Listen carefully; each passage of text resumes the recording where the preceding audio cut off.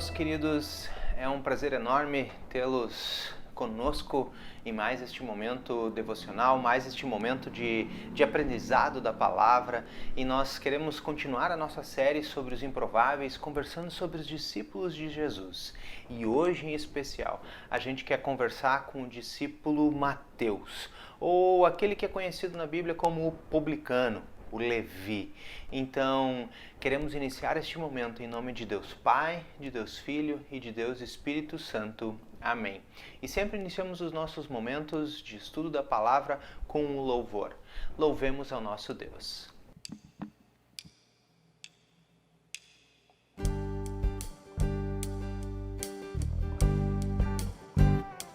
Jesus Cristo mudou meu viver.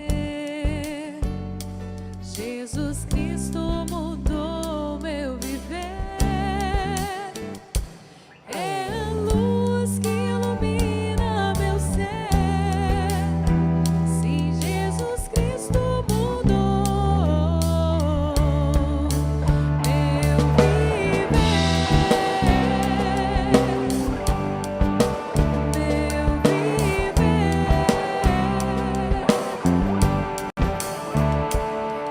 Diferente hoje é o meu coração. Diferente hoje é o meu coração. Cristo deu-me paz e perdão. Sim, diferente hoje é o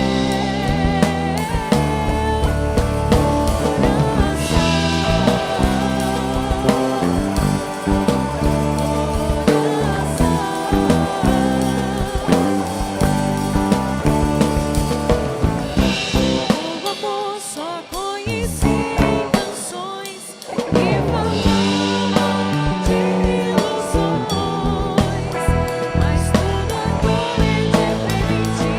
Cristo fala toda a gente, pois Cristo deu seu amor.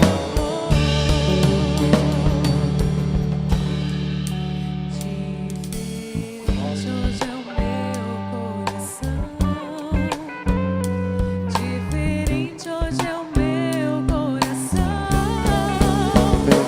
Cristo deu-me paz e perdão. Sim, diferente hoje é o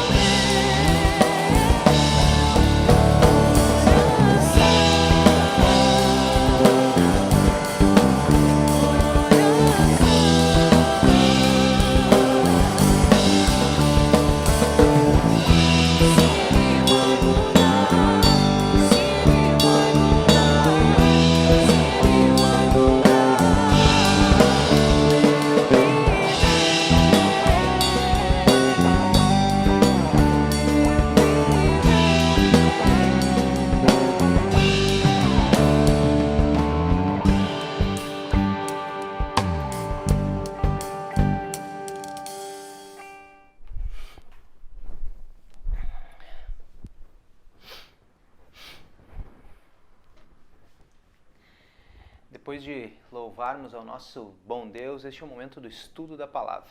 E hoje a gente quer se aprofundar um pouquinho mais no estudo desse discípulo, o discípulo Mateus, o cobrador de impostos. O que isso significava neste chamado que Deus fez para ele em especial. E a gente sempre começa o nosso estudo da palavra com um texto bíblico. Eu quero convidar vocês para ler Mateus capítulo 9, o versículo 9 em diante. E diz assim: Quando Jesus saiu dali, viu um homem chamado Mateus sentado na coletoria e lhe disse: Siga-me. E ele se levantou e o seguiu. Estando Jesus à mesa, na casa de Mateus, muitos publicanos e pecadores vieram e tomaram lugares com Jesus e os seus discípulos.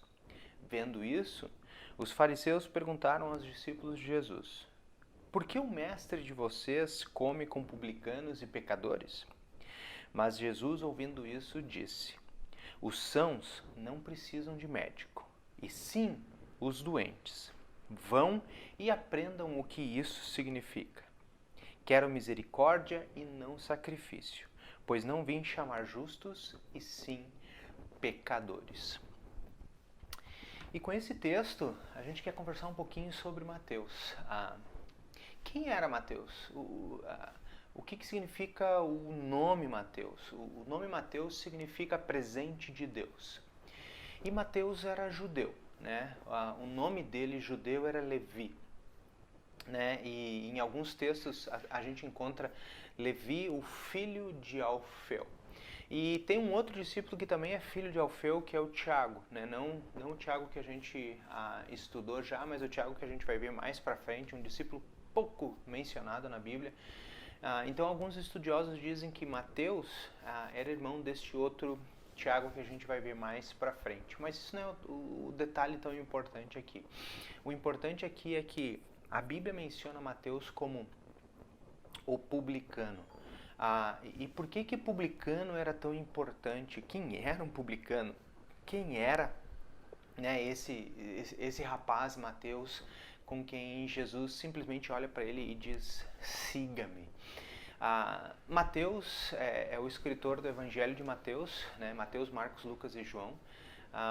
Então é um dos evangelistas, e a gente até pode supor que a gente vai encontrar muita coisa sobre ele, né? Assim como João, a gente encontrou muitas coisas de João nos seus próprios escritos. De Mateus é diferente. Ele escreve o Evangelho de Mateus e não pensa nunca nele. Para vocês terem uma ideia, ele menciona o seu próprio nome apenas 2 vezes no Evangelho de Mateus. Uma deles é no seu chamado e depois lá na lista dos 12. Então, por que Mateus não faz isso? Por que Mateus não fala de si próprio?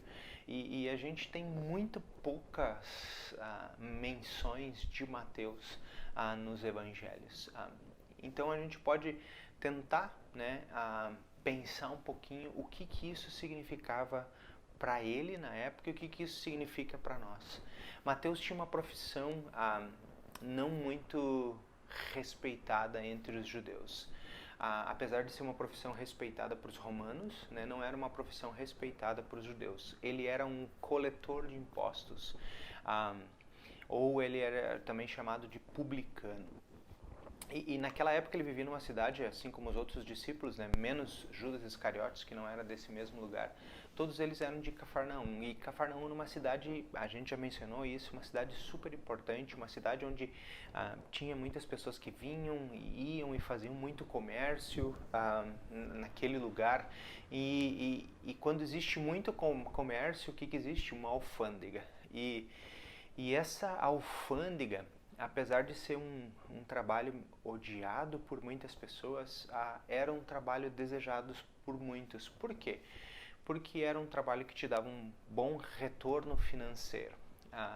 O cobrador de impostos, ele tinha certos privilégios com os romanos e até ele podia até interferir ou decidir quanto iam cobrar de impostos e tirar uma porcentagem daquilo para si próprio.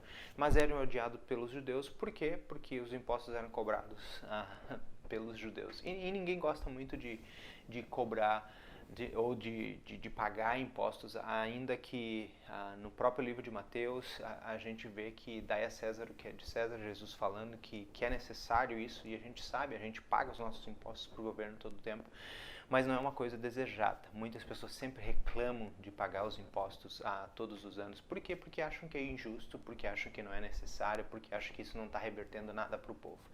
E não era diferente na época de Mateus. Então Mateus era judeu, né, que pela sua inteligência, pela sua característica, ele era alguém meticuloso, alguém super detalhista e que tinha certos dons tanto na letra, né, a gente nota isso muito no escrito do Evangelho de Mateus, que Mateus era alguém que escrevia muito bem, alguém culto, alguém letrado, e também tinha um enorme conhecimento de números. E a gente vai entender isso porque, né, não é qualquer pessoa que conseguia taxar os impostos e fazer registros certos e dizer a quantidade exata das pessoas que tem que pagar, quanto pagar, o que pagar. Então, é mais ou menos um trabalho de contador, né, nesse ponto. Então tem que trabalhar muito com números. Então, naquela época, alguém que tinha certos conhecimentos hábeis nessa área tinha certas vantagens. Então, Mateus estava nessa profissão. Uma profissão odiada pelos judeus, mas que dava um bom recurso, um bom retorno financeiro, tanto para ele, né? Então ele não tinha muitos amigos. Por quê? Porque ele era até proibido de entrar na sinagoga, né? Por ser um publicano, os publicanos eram proibidos de entrar na sinagoga. E a gente se depara com isso, mas por que será que eram proibidos de entrar na sinagoga? Porque muitos publicanos tiravam proveito. Que isso significa que eles cobravam mais do que o justo, né? Eles eram muitas vezes pessoas egoístas, pensavam em si próprios, não pensavam nos demais. E Mateus, a gente vê uma característica um pouquinho diferente nisso. Na época, para vocês terem ideia, existia dois tipos de coletores de impostos ou de pessoas que cuidavam da alfândega naquela época. Tinha os gabai, que eram pessoas que cobravam os impostos das coisas mais ordinárias, assim, mais corretas. Então não existia uma forma de manipular aquele tipo de cobrança de impostos, eram bem regradinhos. E existiam os moki, e Mateus era um dos mokis. Existem os moki grandes, né? A gente consegue ver Zacarias, né? Um que queria ver Jesus, ele era um publicano, ou era chefe dos publicanos. Existia dois tipos de moki, né, dessa categoria de cobradores de impostos, e Mateus era um dos moki que ficava num posto alfandegário. Então, os moki, eles tinham mais facilidade. Por quê? Porque eles cobravam impostos dos viajantes, do comércio, né, da coisa diária, do dia a dia, das pessoas que chegavam de carroça e coisa. Naquela época, eles já mediam a quantidade de peso que tinha as carroças e cobravam por peso. Podiam até cobrar por cartas, de levar para um lugar para o outro. Então, era uma profissão muito rentável, tanto para os romanos, quanto para as pessoas que exerciam essa função. E como eles eram trabalhavam para os judeus, para os romanos, os judeus proibiam eles de entrar na sinagoga. Mas Mateus tinha um grande conhecimento da palavra de Deus, todo o Antigo Testamento. E a gente nota esse conhecimento mesmo não podendo entrar, né, na sinagoga, mesmo não tendo essa oportunidade, esse privilégio. A sua mente privilegiada fazia com que ele soubesse muitas coisas. Então, provavelmente ele era um estudioso da lei, um estudioso da palavra de Deus, mesmo não podendo ir na sinagoga. Por quê? Porque de todos os evangelhos, Mateus é o que mais cita o Antigo Testamento. Ele cita a lei de Moisés, ele cita os profetas, ele cita os salmos quase 100 vezes. Para ser exato, 99 vezes ele cita o Antigo Testamento. Somando todos os outros evangelhos, Mateus é o que mais menciona a lei do Antigo. Então ele era alguém muito letrado, alguém que conhecia, alguém que sabia da vinda do Messias. E isso é interessante porque ele era muito meticuloso, muito estudioso, muito letrado e muito detalhista, né, sobre a história do Antigo Testamento. A gente vê isso no seu escrito, na sua forma como ele escreveu. O livro de Mateus foi escrito para os judeus, que quer dizer, para convencer os judeus sobre quem era Jesus, né? O Messias que tinha vindo do Antigo Testamento era agora encarnado. E a gente nota isso, que ele tinha um extremo conhecimento, provavelmente porque as pessoas que vinham pagar impostos para ele já tinham comentado sobre Jesus, o que estava acontecendo, desse Messias, dos milagres, das coisas. Então Mateus já estava escutando durante o seu próprio trabalho sobre isso. Por quê? Porque no chamado de Mateus, lá em Mateus 9:9, a gente nota muito bem isso. Que Jesus simplesmente estava passando por ali, é o texto que a gente leu há pouco aqui. Jesus estava passando por ali e Mateus olhou para Mateus, né, que estava ali cobrando impostos, ou na coleteria, no lugar de coletar os impostos, e olhou para Mateus e disse: Mateus, siga-me. E o texto fala que Mateus imediatamente largou tudo e seguiu a Jesus. O que isso mostra para nós? O que isso nos ensina? Mateus era rico. Mateus tinha riquezas, tinha influência entre os romanos. Mateus era alguém super inteligente. Ah, e Jesus chama pescadores, chama pessoas não letradas e agora está chamando Mateus. Óbvio que tem um propósito especial por isso, né? Pelo chamado de Mateus, a gente sabe isso do que aconteceu depois e todos os escritos de Mateus ali. Mas Mateus tinha vida boa, quer dizer, tinha vida garantida, tinha um futuro garantido. E provavelmente a hora que ele abandonou o posto dele ali, já outras pessoas estavam só esperando para que isso acontecesse. E Mateus andava com guardas na volta dele todo o tempo, né, pelos perigos que ele também corria. Mas eu acho que ele sempre tinha a pulga atrás da orelha, que quer dizer que ele sabia que ele estava fazendo o que não é certo. Ele sabia que o que ele estava fazendo não era o propósito da sua vida. E seguramente ele já tinha ouvido falar de Jesus, porque simplesmente ele abandona tudo e segue a Jesus. Ele tinha uma sede ardente, né, para ver quem era esse Jesus. E abandonou tudo, deixou tudo. E isso mostra uma característica especial aqui de Mateus, que quer dizer que ele não se apegou às suas riquezas, não se apegou ao material, mas se apegou ao que é o correto, o maior tesouro, que é Cristo Jesus. Muitas vezes na vida a gente deve pensar assim, porque a gente sempre pensa no material, e eu não estou dizendo que o material não é importante, que o material não é necessário e que no material que a gente não deve buscar o material, mas onde estiver o seu tesouro, aí estará o seu coração. O tesouro de Mateus não estava nas riquezas, mas o tesouro de Mateus estava em Cristo Jesus. Tanto que ele abandonou tudo e seguiu a Jesus. E muitos podem dizer, mas ele era uma pessoa egoísta, pensava nele. O próprio texto de Mateus 9, no versículo 10, peguem a Bíblia de vocês e olhem aí, fala que ele seguiu Jesus e no mesmo instante, assim como André, que foi, né, falar de Jesus para as outras pessoas desesperadamente, né, de Filipe, que foi falar para Natanael, aqui, né, Mateus faz um grande banquete na noite. Provavelmente isso aconteceu, Jesus chamou ele na tarde ou durante o dia ali, de noite ele já levou eles para casa dele. Provavelmente Mateus tinha uma casa grande, né, que não era comum também na época, mas por causa das suas riquezas tinha empregados, tinha pessoas que serviam ele. Ali acontece algo interessante que mostra um pouco da personalidade de Mateus. Apesar de ser alguém rico, ele era alguém humilde e era alguém que estava prestes a ajudar alguém que necessitava. Por quê?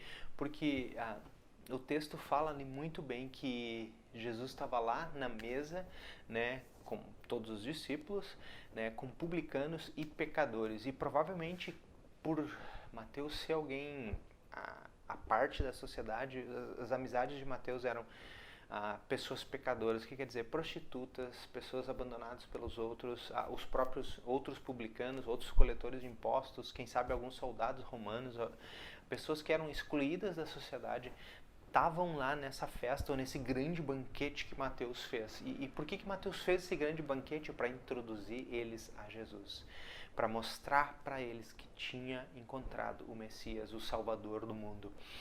E isso também nos inspira muitas vezes a convidarmos os nossos amigos, fazermos um banquete, fazermos uma janta, fazermos algo e aproveitar este momento para apresentar Jesus para os nossos amigos, para os nossos conhecidos, para aquelas pessoas que a gente ama. Porque Mateus tinha encontrado o maior tesouro na vida dele, é Jesus.